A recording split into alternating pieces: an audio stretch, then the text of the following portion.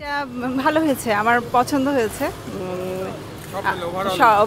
Overall সব কিছুই ভালো লেগেছে, যথেষ্ট দক্ষতার সাথে হচ্ছে। আর আমার কাছে যেটা সবচেয়ে ভালো লেগেছে যে হচ্ছে আমাদের যে যে মুহূর্তগুলো আমরা সব আটকে গেছি, সেই মুহূর্তে গ্রিন আর্কিটেক্টের ইঞ্জিনিয়াররা সবসময় আমাদেরকে সহায়তা করেছে বিভিন্ন ধরনের পরামর্শ দিয়ে। এটা আমাদের অনেক অনেক উপকার হয়েছে, খুব ভালো লেগেছে। ধন্যবাদ গ্রিন আর্কিটেক্ট এবং ধন্যবাদ আমাদের ইঞ্জিনিয়ার মহোদয় টুটুল স্যার। হ্যালো, আসসালামু আলাইকুম। আজকে আমি আসছি একটা ছাদ ঢালাইয়ের জন্য। এই ছাদ ঢালাইয়ের সময় কি আমাদের পদক্ষেপগুলো নেওয়া উচিত, ছাদ ঢালাইয়ের সময় আমাদের কি জিনিস লক্ষ্য করা উচিত, কোন কোন জিনিসগুলো পরিহার করা উচিত এবং কোনগুলো খুবই জরুরি, সেগুলো আমি আপনাদের তুলে ধরার চেষ্টা করব।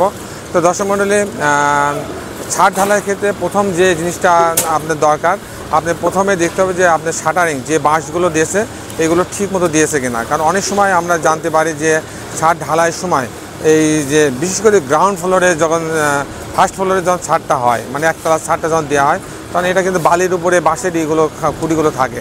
তো যখন অনেক সময় দেখা যাচ্ছে উপর থেকে চাপের কারণে এই খুঁটিগুলো কোনো একটাকে দুইটা যদি দেবে যায়, তাহলে কিন্তু পুরো জিনিস ছাদটা কিন্তু বসে যাওয়ার সম্ভাবনা থাকে। সেজন্য এই জিনিসটা সবসময় খেয়াল রাখতে হবে যে এগুলো পর্যাপ্ত আছে কিনা এবং যথার্থভাবে সেট করা হয়েছে কিনা। সেকেন্ড, আপনাকে যেটা করতে হবে যে আপনাকে খেয়াল রাখতে হবে যে এরা মিস্ত্রিরা করে যে বাঁশের সঙ্গে কাঠ জোড়ায় দেয়, কাঠ দিয়ে প্রেক মেরে দেয়, প্রেক মেরে ওখানে ওই খুঁটিটা পূরণ করে। এটা করলে হবে কি, এটা করলে কিন্তু শক্তি অনেক কমে যায়, কারণ ওই প্রেকের উপরে শক্তিটা চলে যায়। আমরা সেটা পরিহার করার চেষ্টা করব।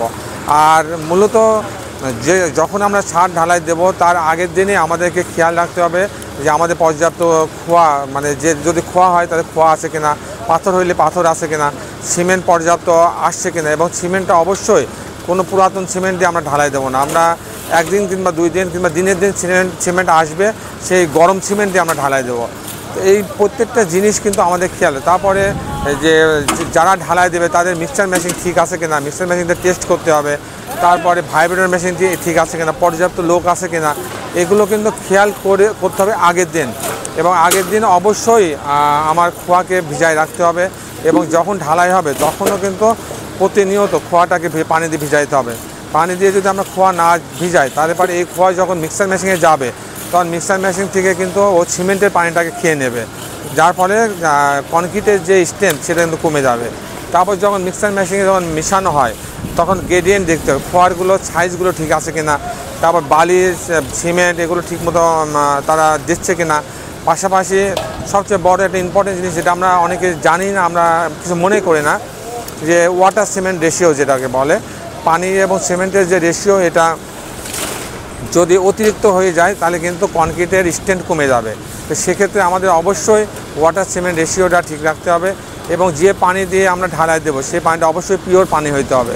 পানিতে যদি ময়লা থাকে তাহলে কিন্তু কনক্রিট স্ট্রেংথ আসবে না। তো এই জিনিসগুলো আমাদের খুবই লক্ষণীয়, এগুলো আমাদের ভালোভাবে পর্যবেক্ষণ করতে হবে। তারপর কিন্তু আমরা ছাদ ঢালবো। এবং যখন আমরা ছাদে আসবো, ছাদে এসে দেখতে হবে পর্যাপ্ত ব্লক তারা দিয়েছে কিনা, এগুলো ক্লিয়ার কভারগুলো ঠিকমতো তারা রাখছে কিনা, এইগুলো আমরা অবশ্যই দেখব। আমার এখানে যখন তারা বিমের উপরে যখন প্রথমে বিমটা আগে ঢালাই করতে হয়, তো বিমের উপর যখন ঢালাই করবে তখন পর্যাপ্ত পরিমাণ ঠিকমতো তারা ভাইব্রেটর মেশিন মারছে কিনা। এবং যখন ছাদটা ঢালাই হবে, ছাদটা ফিনিশিং একটা ইম্পর্টেন্ট জিনিস, ছাদটা ফিনিশিংটা ঠিক হচ্ছে কিনা এটা অবশ্যই আমাদেরকে লক্ষ্য রাখতে হবে। ছাদটা যদি ফিনিশিং ভালো না হয় তাহলে কিন্তু এতে স্ট্রেংথ কমে যায়। তো আর যখন এটাকে পর্যাপ্ত ভাইব্রেটর মেশিনে ভাইব্রেটর করবে, তারপর যখন এটা লেবেল করবে, তখন কিন্তু এটা দেখতে সুন্দর লাগবে এবং এর স্ট্রেংথও বেশি আসে। তো দর্শক মণ্ডলী, যে কথা ছিল এটা, যে আমরা সাধারণত আমাদের যে সাইটগুলো চলে, আমরা সেই সাইটগুলো আমরা প্রতিটা ছাদ ঢালাইয়ের সময় আমরা নিজেরা গিয়ে আমরা এগুলো দেখার চেষ্টা করি এবং তাদেরকে কিছু পরামর্শ দেওয়ার চেষ্টা করি। আমাদের প্রতিদিনই হয়তো কয়েকটা ছাদের ঢালাই হয়। আমাদের কিন্তু সাইট ইঞ্জিনিয়ার যারা সাইডে কাজ করে তারা কিন্তু 5-6 জন আছে, তারা সাইডের এই কাজগুলো দেখার জন্যই আসে। তাদের কাজই হচ্ছে এই সাইটগুলো দেখা। তো দর্শক মণ্ডলী, এই মোটামুটি কিছু ইম্পর্টেন্ট বিষয় আমি আপনাদের তুলে ধরার চেষ্টা করলাম। আরেকটা জিনিস, যে ছাদ ঢালার সময় অবশ্যই কেমিক্যাল ইউজ করবেন। এখন কিন্তু কেমিক্যাল আসছে, অহরহ বিভিন্ন ব্র্যান্ডের কেমিক্যাল পাওয়া যায়। আপনারা কেমিক্যাল ছাড়া অবশ্যই ছাদ ঢালাই দেবেন না। তো সবাই ভালো থাকবেন। ইনশাল্লাহ পরবর্তীতে একটা নতুন ভিডিও নিয়ে আপনার মাঝে উপস্থিত হবো। ততক্ষণ বিদায় নিচ্ছি। আল্লাহ হাফেজ।